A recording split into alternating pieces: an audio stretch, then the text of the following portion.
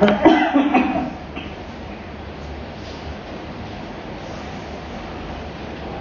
لله وكفى وسلام على عباده الذين اصطفى أما بعد فقد قال رسول الله صلى الله عليه وسلم اللهم بارك لنا في رجب وشعبان وبلغنا رمضان أو كما قال عليه الصلاة والسلام.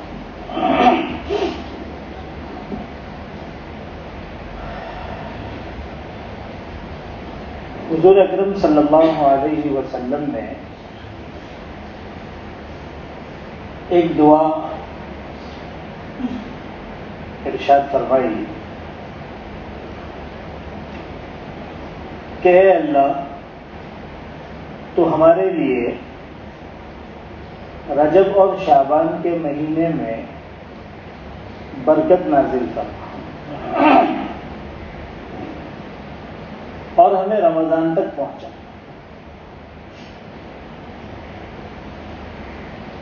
ایک حدیث میں آتا ہے اللہ کے رسول نے فرمایا شعبان شہری، شعبان میرا مہینہ ہے. اس سے اندازہ ہوتا ہے کہ سال کے دیگر مہینوں کے مقابلے میں رمضان کی اپنی افضلیت تو اپنی جگہ ہے، رجب اور شعبان کے مہینے کی خصوصی فضیلت ہے. یہ برکت والے مہینے ہیں. حضور اکرم صلی اللہ علیہ وسلم کی مبارک زندگی کو ہم دیکھیں تو خصوصیت کے ساتھ ان مہینوں میں عبادتوں کا اور روزوں کا اہتمام آپ کو نظر آئے گا. چنانچہ آپ کثرت کے ساتھ شعبان کے مہینے میں روزہ رکھا کرتے تھے. آپ ہی کی حدیث کی روشنی میں حضرات فقہاء نے لکھا ہے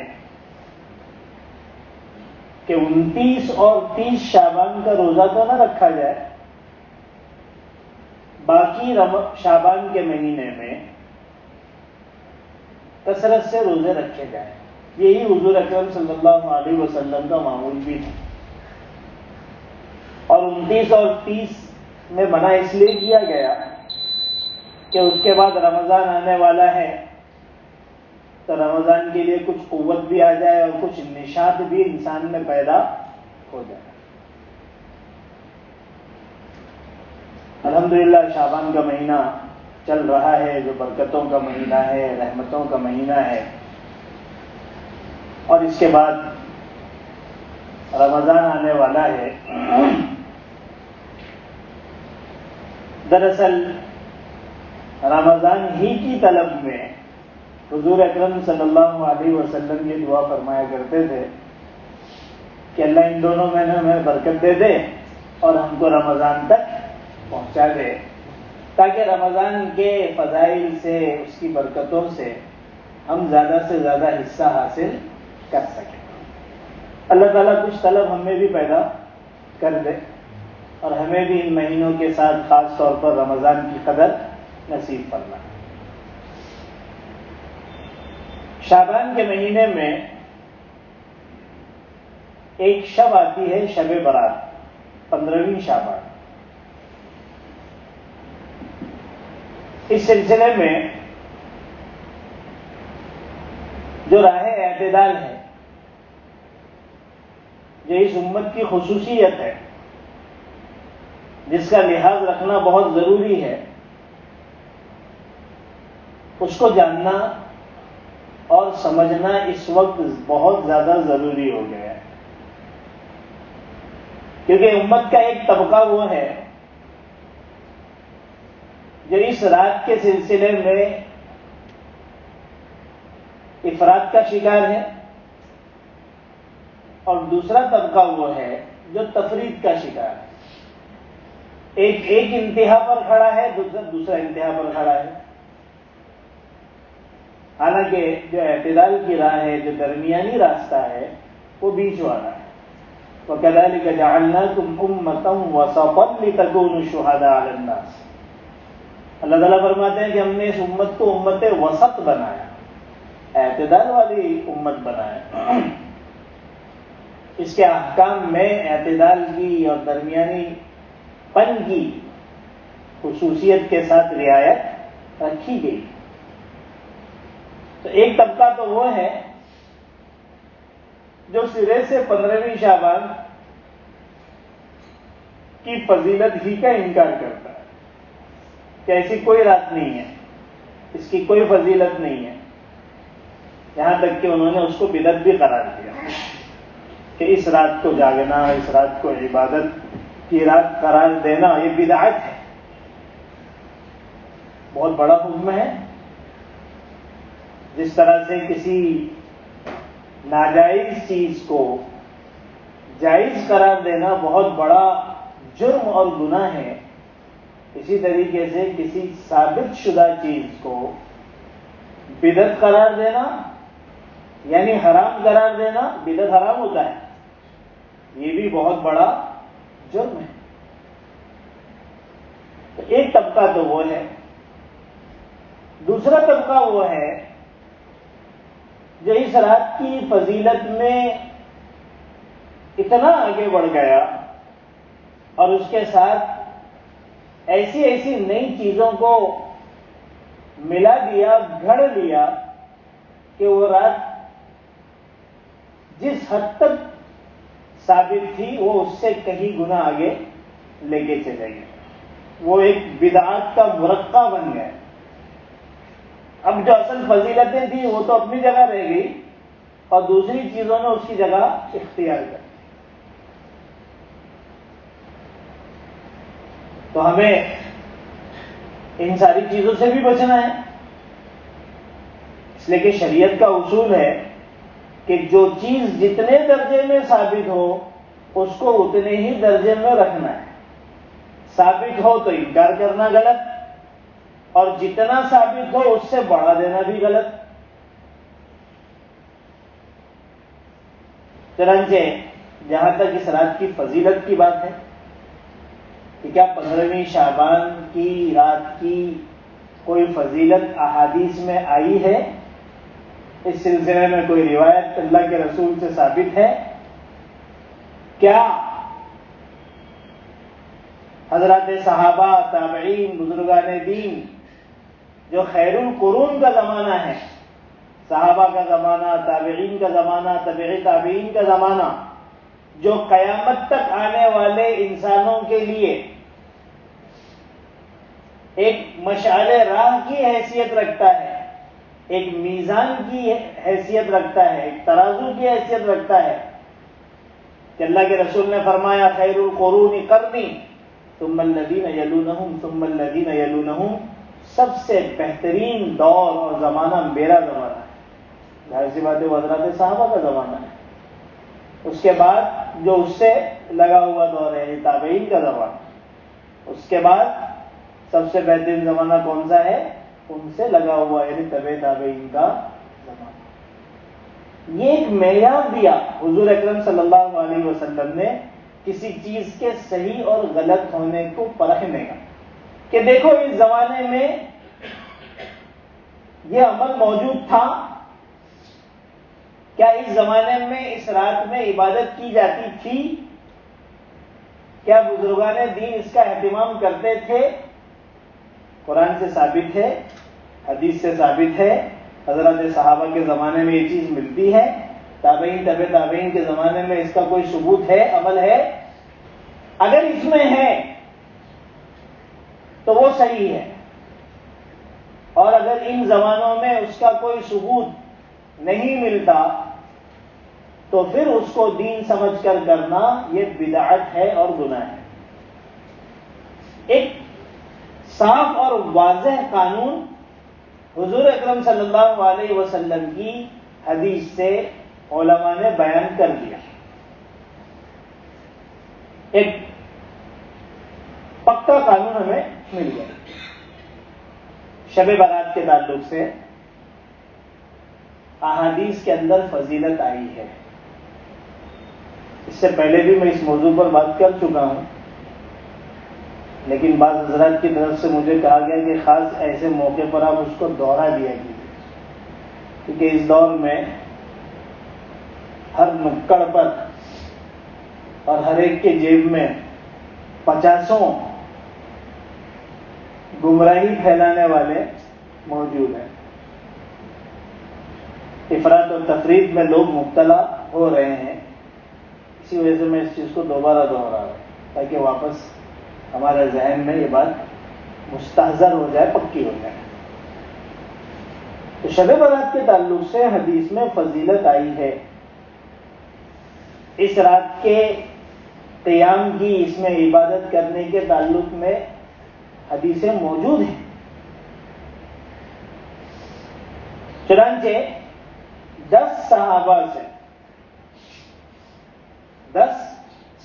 سے اس سلسلے میں احادیث آتی ہیں۔ یہ حدیث جو شب برات کی فضیلت کے تعلق سے آئی ہے، یہ اگرچہ فن حدیث کے اعتبار سے ضعیف حدیث ہے، کمزور حدیث ہے۔ آپ کو پتا ہوگا بعض حدیثیں صحیح لذاتی ہی ہوتی ہیں، بعض حدیثیں صحیح لغیری ہی ہوتی ہیں، بعض حدیثیں حسن لذاتی ہی ہوتی ہیں، بعض حدیثیں حسن لغیری ہی ہوتی ہیں، بعض حدیثیں ضعیف ہوتی ہیں۔ پھر ضعیف کے اندر بھی کئی قسمیں ہوتی ہیں، اس میں ایک ضعیف جداً ہوتی ہے، یعنی حد سے زیادہ ضعیف، وہ محدثین جانتے ہیں اس کی وجہ کیا ہے۔ اس حد سے زیادہ ضعیف حدیث کے متعلق کہا جاتا ہے کہ بھائی اس ضعیف حدیث کو نہیں لیا جائے گا، یہاں تک کہ فضیلت والی روایتیں بھی ہیں وہ قبول نہیں ہوگی اگر ضعیف جداً ہے، بہت زیادہ ضعیف۔ جبکہ شب برات کے تعلق سے آنے والی حدیث صرف ضعیف ہے، یعنی ضعیف کے اندر اونچے درجے کی، اور اس کا ذوق بھی ختم ہو جاتا ہے، اس کی کمزوری بھی ختم ہو جاتی ہے انہی محدثین کے اصول کی بنیاد پر۔ کیا ہے اصول؟ اصول یہ ہے کہ اگر ایک حدیث ضعیف ہو لیکن اس کو روایت کرنے والے بہت سارے صحابہ ہوں، کہ یہ بھی صحابی اللہ کے رسول سے یہ حدیث بیان کرتے ہیں، یہ صحابی بھی بیان کرتے ہیں، کئی صحابہ اس روایت کو بیان کرنے والے ہیں، ایک ہی حدیث ہے، تو محدثین فرماتے ہیں کہ اتنے سارے صحابہ جب بیان کر رہے ہیں تو اس کی کوئی نہ کوئی حقیقت ہے، اس کو ضعیف بول کر اڑایا نہیں جا سکتا، کنڈم نہیں کیا جا سکتا۔ اب یہ بہت ساری روایتیں مل کر اس حدیث کے ضعف اور کمزوری کو ختم کر دیتی، اسی وجہ سے محدثین فرماتے ہیں کہ ایسی حدیث اب ضعیف نہیں رہی بلکہ حسن لغیری ہی ہو گئی۔ کیا ہو گئی؟ یعنی حدیث کا اونچا درجہ ہو۔ تو یہاں تو شب برات کے تعلق سے جو روایت آتی ہے وہ 10 حضرات صحابہ سے آتی ہے، اور ہم جب دیکھتے ہیں خیر القرون کے زمانے میں تو ہمیں نظر آتا ہے کہ جو حضرات صحابہ ہیں، بزرگان دین ہیں، ان کے یہاں پر اس رات میں عبادتوں کا اہتمام ہوتا تھا۔ تو حدیث بھی موجود ہے اور عمل بھی موجود ہے، اس وجہ سے اس روایت کا انکار کر دینا اور یہ کہنا کہ شب برات کی کوئی حقیقت نہیں ہے، اس میں عبادت کرنا بدعت ہے، یہ بہت بڑی جرأت ہے، اور یہ خود دین کے اندر دخل اندازی ہے جس کی اجازت۔ اسی وجہ سے جن راتوں میں عبادتوں کا تذکرہ کتابوں میں آتا ہے، پرانی کتابیں، ہزار سال پرانی جو کتابیں ہمارے علماء نے لکھی، اس کے اندر اس رات کا تذکرہ بھی آتا ہے کہ 15ویں شعبان کی رات میں جو ہے وہ احیاء لیالی کی جائے، رات کو جاگا جائے، اس میں عبادت کی جائے۔ اس لیے اس بات کا اطمینان رکھنا چاہیے دلائل کی روشنی میں۔ یہ بات جو میں کہہ رہا ہوں وہ کسی بزرگ نے کہہ دیا، ایسا نہیں ہے، کیونکہ کسی چیز کو دین سمجھ کر کرنے کے لیے ضروری ہے کہ اس کا ثبوت یا تو قرآن سے ہو یا اس کا ثبوت حدیث پاک سے ہو یا آثار صحابہ سے ہو یا تابعین تبع تابعین سے ہو، ان کے زمانے میں وہ چیز پائی جاتی ہو، ہم ان ذرائع کے ذریعے سے ثابت کر رہے ہیں کہ شب برات ثابت ہے، اس میں عبادت ہونا چاہیے۔ ہاں البتہ اتنا ضرور ہے کہ عبادت کا کوئی خاص طریقہ حضور اکرم صلی اللہ علیہ وسلم نے بتایا۔ بھائی مبارک رات ہے، پورا مہینہ ہی مبارک ہے، اس میں خاص رات اللہ تعالیٰ نے دے دی ہے، اب آپ اپنے اعتبار سے اپنے اللہ کو مناؤ، نوافل پڑھ کر، قرآن کی تلاوت کر کے، درود شریف پڑھ کر، ذکر کر کے اور دوسرے نیک اعمال کر کے آپ عبادت کر سکتے ہیں۔ عبادت کا کوئی خاص طریقہ ہمیں قرآن و حدیث سے، حضرات صحابہ سے، تابعین سے، تبع تابعین سے نہیں ملتا۔ اس وجہ سے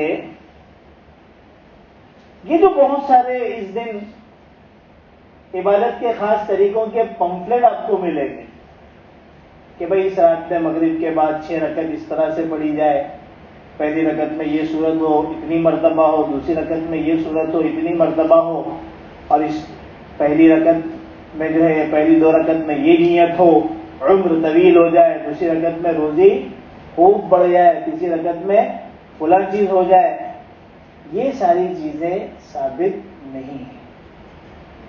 جو چیز جس درجے میں ثابت ہے آپ کو اتنا ہی کرنا ہے، اس سے زیادہ آگے بڑھنے کا نام ہی بدعت ہے۔ لہذا عبادت کی جائے، اور عبادت کس طرح سے کی جائے آپ کو اختیار دیا گیا، آپ کو جتنا کرنا ہے کریں۔ اور عبادت میں بھی سب سے بہتر یہ ہے کہ جب تک بشاشت ہے، طبیعت لگ رہی ہے، آپ عبادت کریں، اور نیند آ رہی ہے تو جا کے سو جائیں، لیکن فجر کی نماز قضا نہ ہو۔ پتہ چلا 4 بجے تک 5 بجے تک تو خوب عبادت ہوئی، اور اس کے بعد ایسا نیند کا غلبہ لگا کہ فجر ہی قضا ہو گئی، تو یہ نقصان ہو جائے گا۔ یہ عبادت رات کا جاگنا آپ کے لیے کوئی فائدے کی چیز نہیں رہی۔ حدیث پاک میں آتا ہے کہ جو شخص عشاء کی نماز جماعت کے ساتھ پڑھ لے اور فجر کی نماز پڑھ لے، اس کو پوری رات قیام کا ثواب ملتا ہے۔ تو جو عبادت کر سکتے ہیں وہ بشاشت سے جتنا ہو سکے کریں، باقی آرام کریں، اور جو پوری رات جاگ کے کر سکتے ہیں تو بہت اچھی بات ہے، پھر فجر وجر پڑھ کے آپ سو سکتے ہیں، کوئی مسئلہ نہیں۔ دوسرا اس سلسلے میں کہ بھئی شب برات کے دن صرف عبادت ہی کا تذکرہ ملتا ہے، قیام کیا جائے۔ اس رات حلوہ بنانا اور اس طرح کے بہت سارے انتظام اور اہتمام کرنا، اس کا ثبوت کہیں پر بھی نہیں ملتا۔ لہذا ان چیزوں سے بھی بچنے کی ضرورت ہے، کیونکہ جب آدمی ان چیزوں میں لگتا ہے تو جو اصل چیز ہے وہ چھوٹ جاتی ہے۔ اس کو لوگوں نے اب ضروری سمجھ لیا کہ اس رات میں پھر عورتیں تو خاص طور پر گھر میں انہی چیزوں میں بیچاری لگ جاتی ہے، گھر میں بھی کھلانا ہے، آس پڑوس میں بھی بانٹنا ہے، اور پتہ نہیں کہاں کہاں تک پہنچانا ہے، اور اس کو ضروری سمجھ لیا گیا ہے۔ حالانکہ اس کا کوئی ثبوت کسی بھی حدیث میں، کسی بھی بزرگان دین کے عمل میں نہیں ملتا۔ اصل میں کیا ہے کہ جتنی بھی غیر ضروری چیزیں ہیں اور جتنی بھی بدعتیں ہیں، اس میں مزہ زیادہ ہے، آدمی کا دل اس میں زیادہ لگتا ہے۔ اور بدعت کی ایک نحوست یہ ہے کہ جب آدمی بدعت کے اندر مبتلا ہو جاتا ہے تو وہ سنت سے محروم ہو جاتا ہے، فرائض سے دور ہو جاتا ہے۔ آپ یہ چیز دیکھ لیجیے۔ اور شیطان، چونکہ حدیث پاک میں آتا ہے کہ شب برات میں اللہ تبارک و تعالی اتنی بڑی تعداد میں لوگوں کی مغفرت فرماتے ہیں جتنی قبیلے قلب کی بکریوں کے جسم پر بال ہیں، ایک قبیلہ تھا جس کا نام تھا کلب، قبیلہ کلب، چھوٹے کاف سے، اور اس کی خصوصیت یہ تھی کہ ان کے پاس بکریاں بہت، اس زمانے کی تجارت بھی ہوتی تھی، اس زمانے کی مالداری کا معیار بھی جانور ہی ہوا کرتا ہے کہ بھائی ان کے پاس اتنے بڑے بڑے ریوڑ ہیں تو یہ مالدار ہیں، زمینیں ہیں تو یہ مالدار ہیں، ایک معیار جو ہے مالداری کا جانور بھی ہوا کرتا ہے۔ اب آپ جانتے ہیں کہ بکریوں کے اوپر بال کتنے ہوتے ہیں، ایک ہی بکری اگر آپ لے لیں تو اس کے اندر ہم جتنے بالیں گن نہیں سکتے۔ حدیث پاک میں آتا ہے کہ قبیلہ کلب کی بکریاں جتنی ہیں ان کے اوپر جتنے بال ہیں اللہ تعالیٰ ان سب کو کیا کرتے ہیں، اتنی مقدار میں لوگوں کی مغفرت کر دیتے۔ اب شیطان کے لیے تو یہ سب سے بڑی تکلیف دہ چیز ہے۔ اب شیطان ایسے موقع پر ایک کھیل رچتا ہے کہ لوگوں کو ایسے کام میں مبتلا کر دو کہ جو اصل کام ہے اس سے ان کا ذہن بھٹک جائے۔ اسی وجہ سے اس نے حلوے مانڈنے میں لوگوں کو لگا دیا کہ اسی میں پڑے رہیں، اسی کے بنانے کے چکر میں، اسی کے کھانے کے چکر میں، اسی کے کھلانے کے چکر میں لگے، اور جو اصل اس رات کا کام تھا وہ اس سے غافل ہو گئے۔ اور حقیقت یہی ہے کہ ہم میں سے ایک بہت بڑا طبقہ انہی چیزوں میں مصروف رہتا ہے اور اپنا وقت کیا کر دیتا ہے، ضائع کر دیتا ہے۔ تو ہمیں تو جو اصل کام ہے اس پر دھیان دینے کی ضرورت ہے۔ تو بہرحال ان چیزوں سے اپنے آپ کو بچانے کی ضرورت ہے۔ سال بھر تو ماشاءاللہ کھاتے ہی ہیں، کوئی دن ایسا نہیں جو حلوے سے ہمارا چھوٹتا ہو۔ تو اس ایک رات میں خاص طور پر، اور ایسی جتنی بڑی راتیں اور یہ دن آتے ہیں اس میں ہم کو ان جیسی چیزوں میں پڑھ کر اپنے وقت کو ضائع کرنے سے بچانا چاہیے۔ ایک بات تو یہ ہے۔ دوسری بات یہ ہے کہ چونکہ اب نئی نئی چیزیں لوگ ایجاد کرتے جا رہے ہیں، میں نے کہا نا کہ نئی نئی چیزیں دن بدن ایجاد ہوتے جا رہی ہے، اسی میں ایک ایجاد جو نئی چیز چالو ہوئی ہے کہ اس رات میں چونکہ نمازیں پڑھنی ہے، سب کچھ کرنا ہے، تو لوگوں نے صلاۃ التسبیح کی نماز با جماعت شروع کر دی۔ صلاۃ التسبیح ایک بہت مبارک نماز ہے جس کی بڑی فضیلت حضور اکرم صلی اللہ علیہ وسلم نے بیان فرمائی۔ آپ صلی اللہ علیہ وسلم کی حدیث سے پتہ چلتا ہے کہ کم از کم انسان زندگی میں ایک مرتبہ تو ضرور پڑھے۔ اتنی فضیلت اس کے بیان کی کہ چھوٹنا نہیں چاہیے۔ اب لوگوں نے اس نماز کو با جماعت پڑھنا شروع کر دیا کہ بھائی جماعت سے پڑھیں، حالانکہ صلاۃ التسبیح اور اس طرح کی دوسری نمازیں نفل نماز ہے، اور نفل نماز جماعت کے ساتھ پڑھنا جائز نہیں ہے، مکروہ تحریمی ہے۔ حضرت امام ابو حنیفہ رحمۃ اللہ علیہ کا یہ مسئلہ ہے احادیث کی روشنی میں۔ اب یہ نماز کا با جماعت پڑھنا انفرادی طور پر تو پڑھے تو بہت اچھی بات ہے، اچھا موقع ہے یہ رات کا کہ اس میں انسان صلاۃ التسبیح پڑھ لے، لیکن اگر با جماعت پڑھیں گے تو بجائے ثواب کے یہ گناہ کا سبب ہو جائے گا۔ نفل نماز ہے، دیکھیے اس سلسلے میں اصول کیا ہے کہ جو نماز حضور اکرم صلی اللہ علیہ وسلم نے جماعت سے پڑھی ہے اور حکم دیا ہے، صرف وہی نماز جماعت سے پڑھی جائے گی۔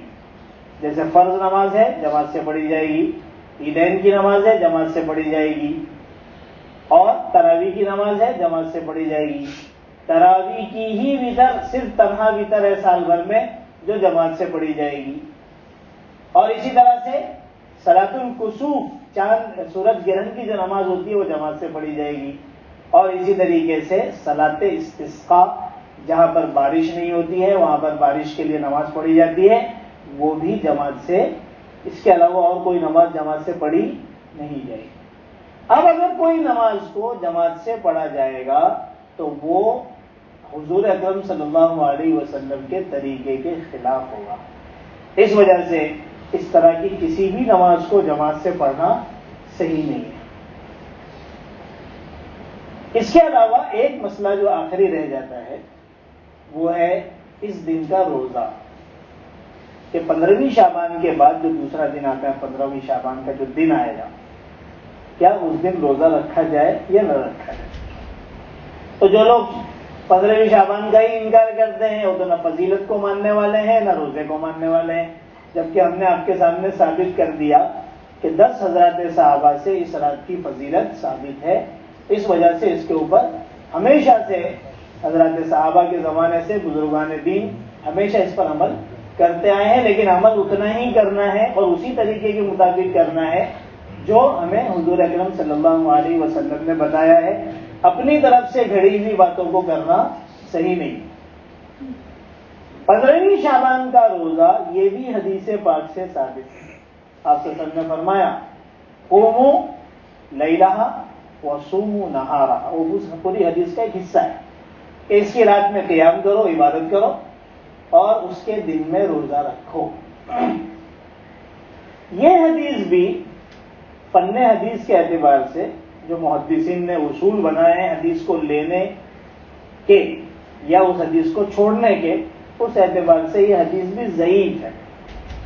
اب لوگوں کے سامنے جب آتا ہے کہ حدیث ضعیف ہے تو وہ ویسے ہی سمجھتے جیسے کوئی انسان بیمار ہوتا ہے. بیمار انسان بھی تو بیمار انسان ہی ہے نا، اس کو پھینک دینے کا ایسا تو ہے نہیں. ضعیف حدیث یہ ایک حدیث کے فن کے اعتبار سے، ایک ضابطے کے اعتبار سے وہ اس معیار پر نہیں آتی تو حکم لگایا جاتا ہے کہ بھائی حدیث میں کمزوری ہے. اس کا مطلب یہ نہیں کہ یہ حدیث لی ہی نہیں جائے گی.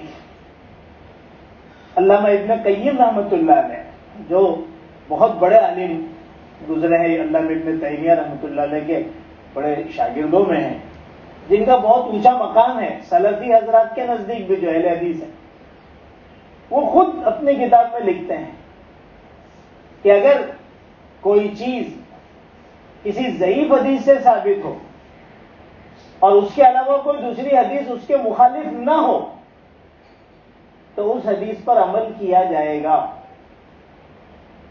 ضعیف حدیث سے ایک عمل ثابت ہے اور اس کے خلاف، اس کے اپوزٹ کوئی دوسری حدیث نہیں ہے جو اس کو رد کرنے والی ہے، تو اس ضعیف حدیث پر عمل ہوگا.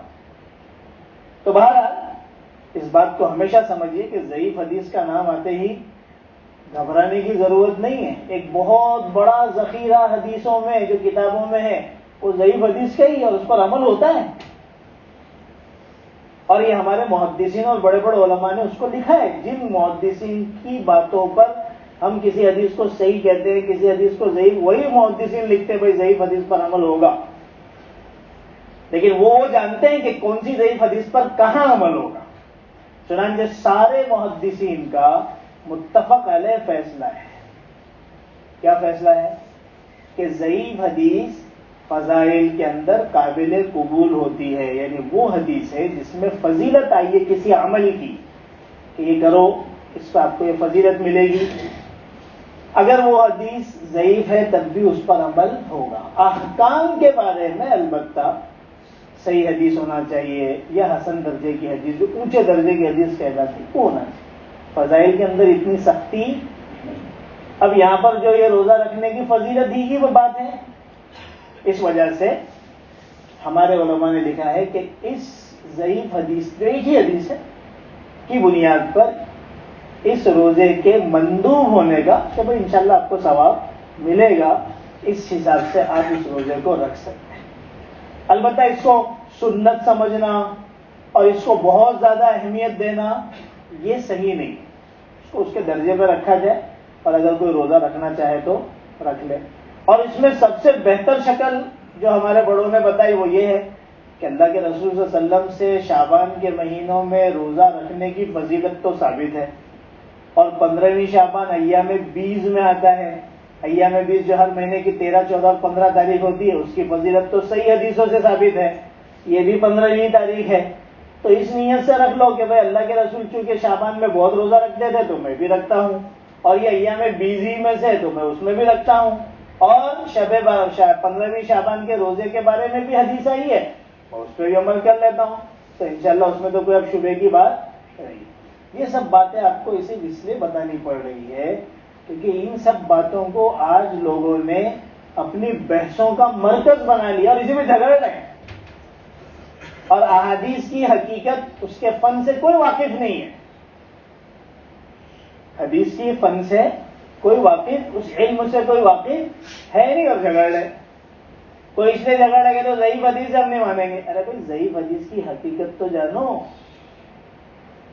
اس وجہ سے مجھے کچھ باتیں آپ کو بتانی پڑی اور آپ کو یہ سمجھانے کی ضرورت محسوس ہوئی کہ بھائی جو چیز ثابت ہے اس کو ثابت مانو اور جتنے درجے میں ثابت ہے اتنا ہی ثابت مانو.